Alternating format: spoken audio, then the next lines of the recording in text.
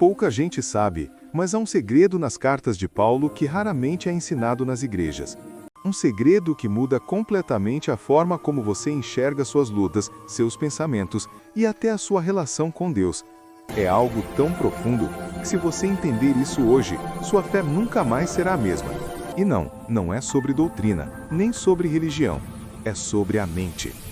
Paulo descobriu algo que poucos perceberam. A verdadeira batalha espiritual não acontece fora de nós, mas dentro. Ele entendeu que o campo de guerra do inimigo não é o mundo físico, é o campo dos pensamentos. É por isso que ele escreveu em Romanos 2:2, transformai-vos pela renovação da vossa mente. Esse versículo não é uma frase bonita, é uma estratégia de guerra. Paulo estava dizendo, se você não dominar sua mente, ela será dominada por outro.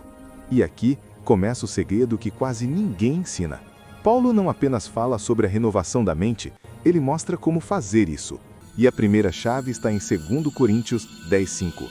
Levando cativo todo pensamento à obediência de Cristo.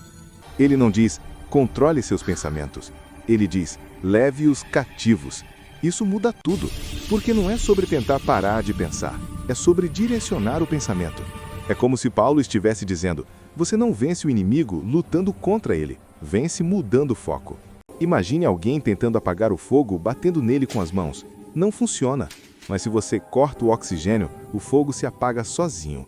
Assim é com os pensamentos ruins. Paulo entendeu que a mente alimenta o que foca, e quando o foco muda, o fogo do pecado apaga. É por isso que ele dizia, pensai nas coisas do alto. Ele não estava sendo poético, estava revelando a tática espiritual. Mas há algo ainda mais profundo.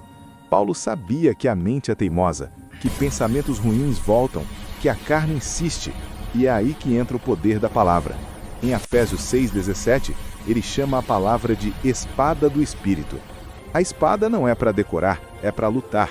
Quando pensamentos contrários surgem, você não tenta resistir com força humana, você responde com a verdade. Foi assim que Jesus venceu no deserto, não argumentando, mas declarando, está escrito. Paulo aprendeu isso e colocou em prática. E é aqui que muitos erram. A maioria tenta mudar com força de vontade. Tentam parar de pensar no que não presta. Tentam ignorar o medo, a tentação, o pecado. Mas Paulo ensina o contrário. Ele diz para substituir, não resistir. Em Filipenses 4:8, ele revela o método. Tudo que é verdadeiro, tudo que é puro, tudo que é justo, nisso pensai.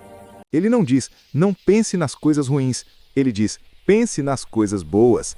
Ou seja, a mente não suporta o vazio, ela precisa de um novo foco. Esse é o segredo que ninguém ensina. Paulo estava mostrando que a santidade começa na mente e não no comportamento. Que o pecado não nasce no corpo, nasce no pensamento. E que só muda de vida quem muda a forma de pensar.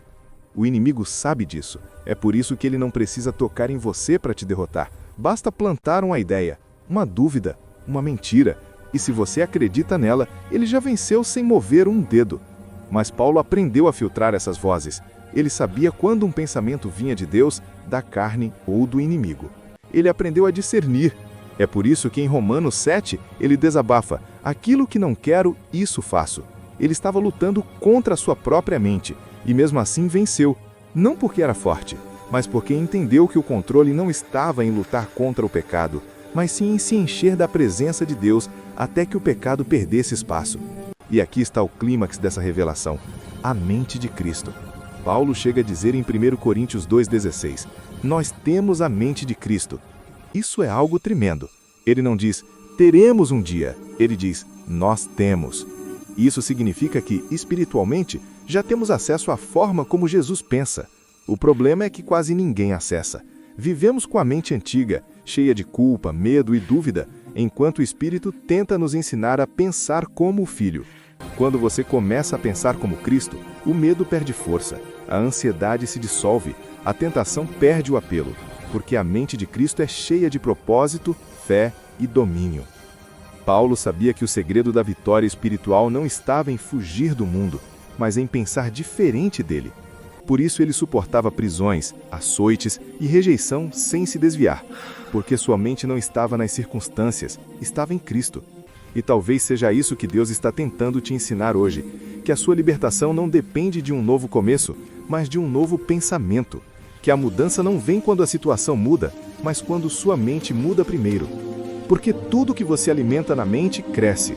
Se você alimenta o medo, ele domina. Se alimenta a fé, ela floresce. E Paulo descobriu que a fé é uma decisão mental, antes de ser uma emoção espiritual. Agora pare e reflita. Quantos pensamentos você tem deixado livres dentro da sua mente?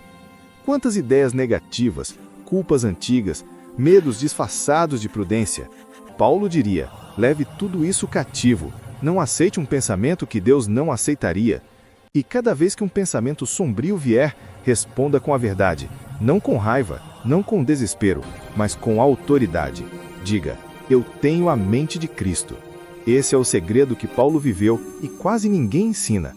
Porque não é fácil, exige vigilância, disciplina e comunhão constante. Mas é o caminho da verdadeira transformação. Não é um milagre instantâneo, é um processo contínuo, dia após dia, pensamento após pensamento, até que sua mente comece a pensar como o céu. Se essa mensagem falou com você, pare um instante e comente, eu quero a mente de Cristo. Porque esse é o primeiro passo, declarar o que você quer viver. E se você sente que Deus lhe revelou algo hoje, compartilhe esse vídeo com alguém que está travando batalhas na mente e precisa ouvir isso. Deixe o seu like se essa palavra tocou o seu coração.